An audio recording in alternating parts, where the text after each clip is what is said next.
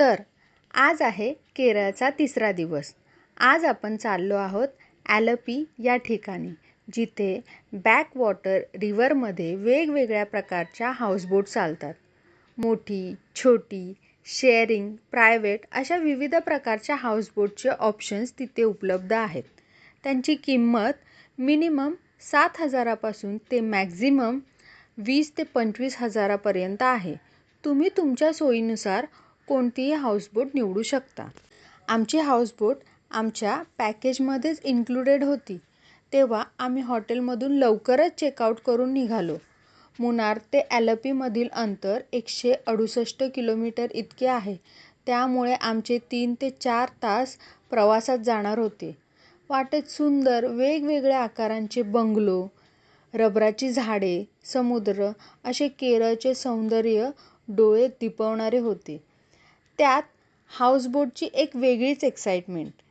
कधी एकदाचे पोहोचतोय असे झाले होते. दुपारच्या 12:30पर्यंत आम्ही ॲलपीला पोहोचलो. तिथे आमची हाऊसबोट आमची वाट पाहत उभी होती.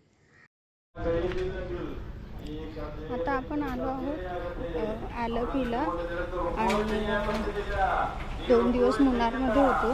आता ॲलपीला ॲलपीला एक शेअरिंग हाऊसबोट रेंट केली आहे. त्याच्यामध्ये 3 की 4 फॅमिलीज असतात आणि ही आहे ती. आत गेलो आणि आम्हाला रूम्स अलॉट झाले. रूम्स असे होते.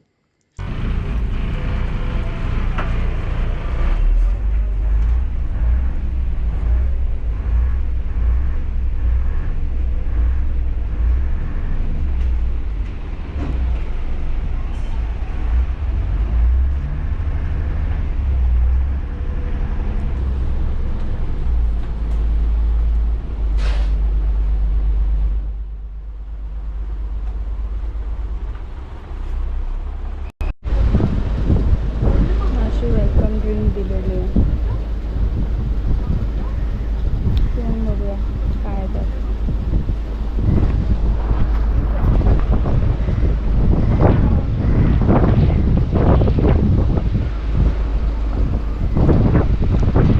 त्यानंतर थोडे फ्रेश झाल्यावर आम्ही जेवण केले. हाऊसबोटमध्ये दुपारचे जेवण, संध्याकाळचा चहा नाश्ता, रात्रीचे जेवण आणि दुसऱ्या दिवशीचा ब्रेकफास्ट इन्क्लुडेड असतो.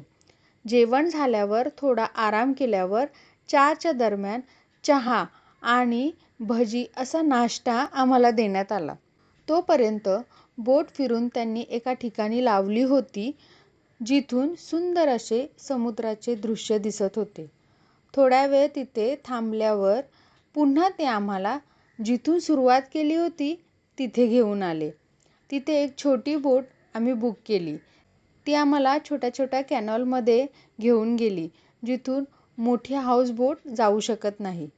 त्याची कॉस्ट आम्हाला एका तासासाठी 2,000 इतकी पडली, पण आम्ही 4 जण असल्याने ती पर पर्सन 500 इतकीच आली. पण ही राईड वर्थ इट होती, कारण खूप छान सनसेटचे दृश्य आम्हाला पाहायला मिळाले आणि तिकडच्या एका छोट्याशा बेटावर जाऊन फोटो सेशनसुद्धा करता आले.